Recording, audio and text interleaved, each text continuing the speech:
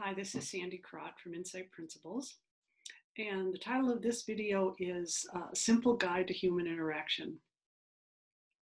Most people tell me after they've learned about how their minds work and deepen their understanding a bit, they tell me that the area of their life that has had the most impact, they've seen the most benefit, is in interactions, human interactions, relationships.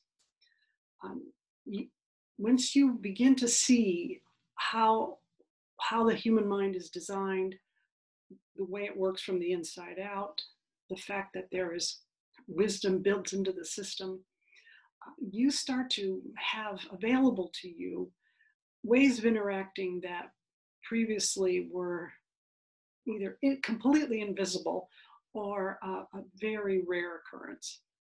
So on this video, I'm going to go over the typical ways that we interact with each other, and then share a way of interacting that's made possible once you understand how your mind works.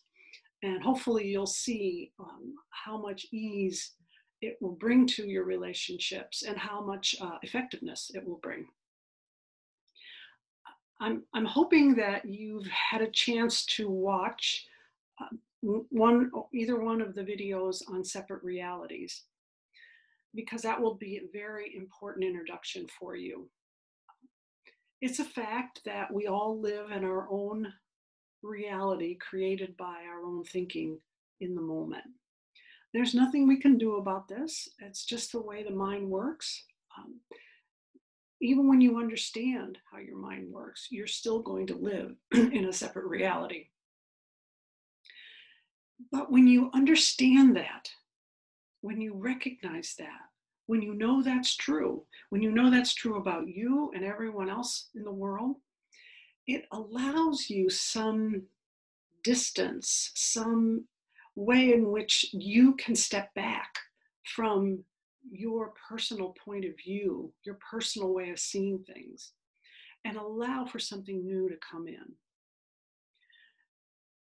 And that capacity is what allows us to have a new kind of interaction. Okay, so let me show you what I mean by different modes of interacting.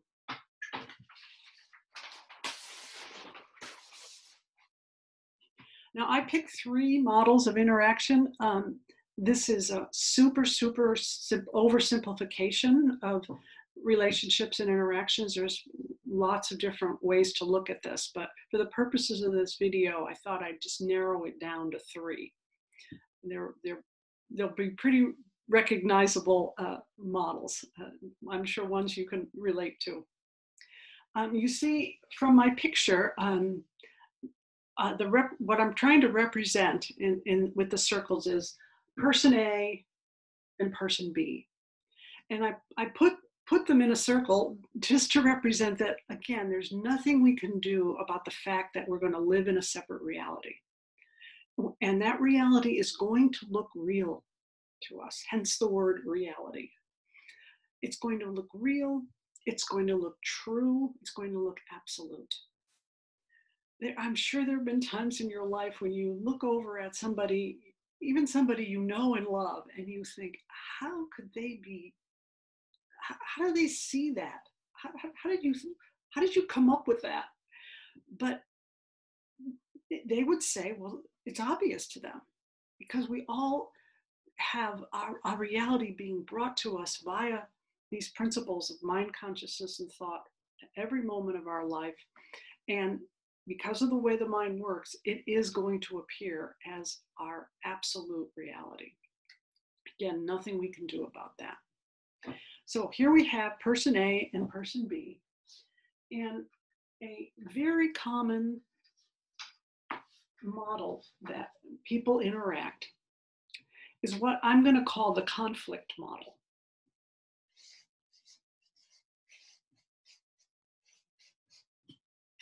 Now, in that model, person A does his or her best to tell person B his or her reality. And person B does the same thing. And while person A is sharing his or her point of view, what's person B doing? They're in their minds defending or refuting what person A is saying. There's very little listening going on.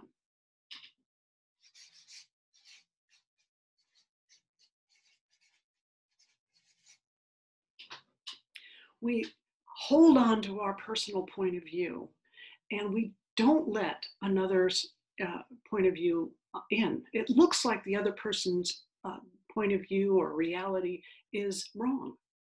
And it's kind of our job to straighten them out. We spend a lot of time defending.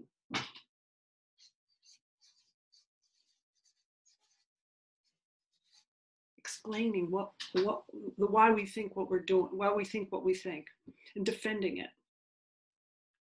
Now, very little progress gets made when two people are interacting in this mode.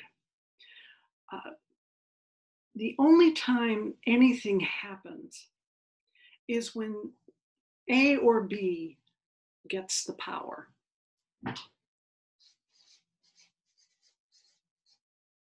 So if A gets the power over B, then A gets to rule, at least temporarily.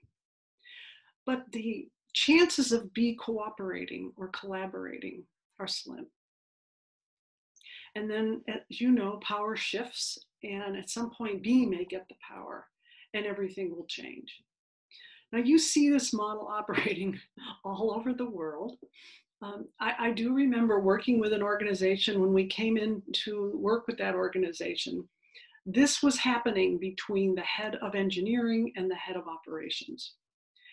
And as a consequence, the products that were coming out of that company were often plagued with problems and quality issues because the engineering head and the operations head were in conflict and they could not and would not listen to one another. So again, you see this all over the world. Another mode that's very common in human interaction, one that looks a little bit more promising, is what I call the compromise model.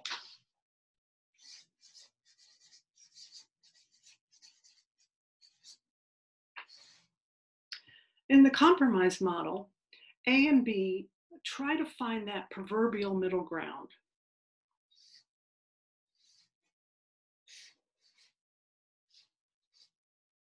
So A gives up something, B gives up something.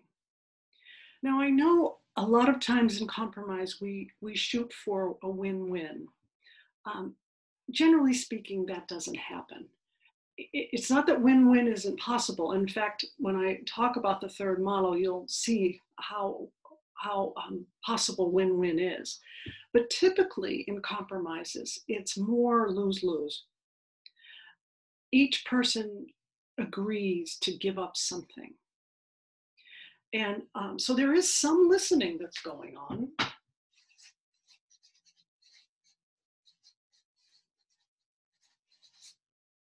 In fact, people who are particularly good at this model of interaction, they listen, but they're listening very specifically. They're listening to where the other person is less invested, where the other person is more passionate. And so they can kind of figure out where they can slip in their compromises. The skill in this model is negotiating.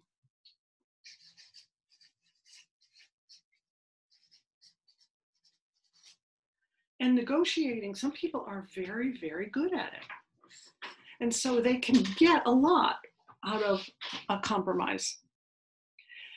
But there's a couple of things that make compromise less attractive, or is not the highest potential that we could reach.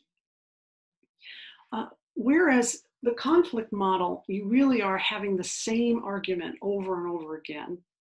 In the compromise model, if that's the mode that you come to work in, you find that you have conversations about everything. You're negotiating everything. And it can get tiring after a while. But the other, I think, more the bigger downside of the compromise model is that people tend to keep a scorecard. And they will say, well, I gave up 60% last time and you gave up 40. Now it's my turn to get 60 and you get 40. And there's some real specific scorecards that people keep in their head. And they want to make sure that everything is fair. The whole idea of fair enters into this model a lot, and it complicates things. So these two models, very common. You have them in your life. You see them everywhere. Well, once you understand about how your mind works, you still, as I keep saying, you still live in a reality that's created from the inside out by your own thinking. But you understand that. You remember that. You factor that in. And so in this model, what happens is person A can step away just a little bit from their reality. A perfect example of this is what happens a lot when we travel, particularly when we travel to different cultures that are very different from ours. We kind of take our culture off our minds and embrace the culture we're visiting. And we learn the cultural habits and the dress and the food, and we're really interested, and we take it all on, we take it all in. Now, it doesn't mean that we're going to move to that country or adopt all of those cultural behaviors, but we appreciate it, and we are able to let go of how we do things and learn something new. And that's one of the reasons we love to travel. Well, when you're interacting with somebody, if you become that interested in the other person's reality, something magical can happen. In order to do that, you have to listen deeply.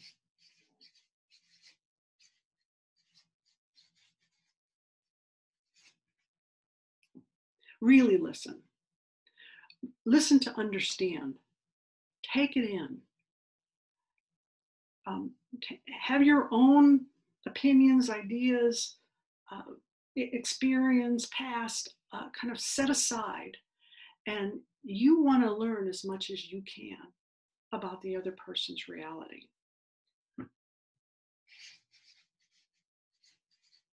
You're curious. You're interested. I think a good example of this would be an anthropologist. When you're an anthropologist and you go into another culture, you're all ears. You wanna understand why people do what they do. And you don't judge, and you don't push your ideas on them. You wanna take them all in and learn as much as you can. Again, that doesn't mean you would adopt the practices of the culture you study. It's just that you come to understand them, and you learn the logic of them. Now, when that happens, when person A is doing that, when someone is deeply listened to, and they're in the presence of another human who's very curious, who isn't trying to push their agenda or their ideas on them, what can happen is that person B comes up out of their personal reality for a moment. And now you both are walking around in new territory, potentially. And what can come out of that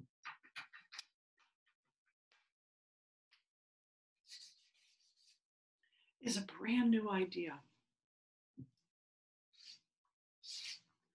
An idea that neither of you came into the conversation with. That's why I like to call this model the discovery model.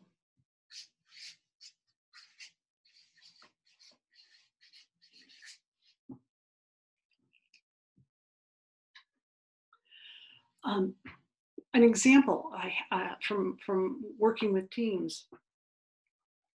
We worked with a company and they had a research and development part of their business. And the research and development part of the business worked in such a way where essentially Group A had to do their work.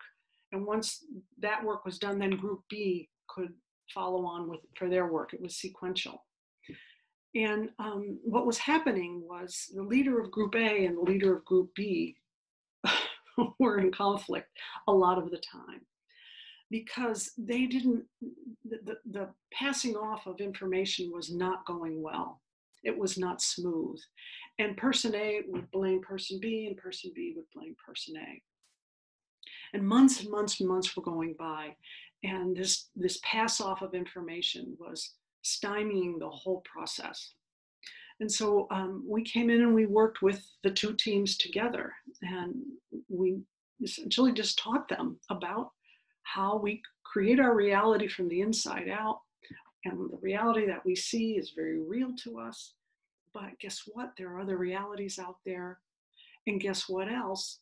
There's this capacity that the human mind has built into it to see something brand new, to have a whole new thought about something. And what happened, it's really fascinating. So months and months and months, no progress, butting heads. We spend 2 days working with them, teaching them this understanding. On the third day, they sit down to come up with some alignment on the process of how to pass information from group to group. I'm not kidding. It took them like, I don't know, an hour to come to alignment about how to pass information from group to group. And if you could have listened to them talk, the groups now, including the leaders, this is what you would have heard. Oh, is that what you meant by that? Oh, is that why that took so long? They were discovering things about each other that had been previously either didn't know, or more likely just weren't listening when these things were being described to them. But now they're all ears, and they came up with a process that they all said at the end, there's no way we would have come up with this process. It was way beyond what either of them had wished for when Group A was thinking, well, why doesn't Group B do this? And Group B is thinking, why doesn't Group A do that? Even when they were doing that, they did not come up with as good of a plan as the two of them came up with together. So this capacity for discovery is so superior to conflict or compromise. It truly is the win-win, because nobody is giving up anything. We're really just winning together, and we're discovering what's possible. Without knowing that your reality is created from the inside out, without realizing that there is an intelligence built into the system to bring us new thinking, it's really difficult to have interactions, because you kind of think you're stuck with what you've got. Person A is stuck with what he or she thinks. Person B is stuck with what he or she thinks. A little bit of wiggle room here, but not enough to really change things. once you see what's possible and how the human mind is actually designed, this capacity for discovery becomes your go-to. And you are able to have conversations that you could never have before.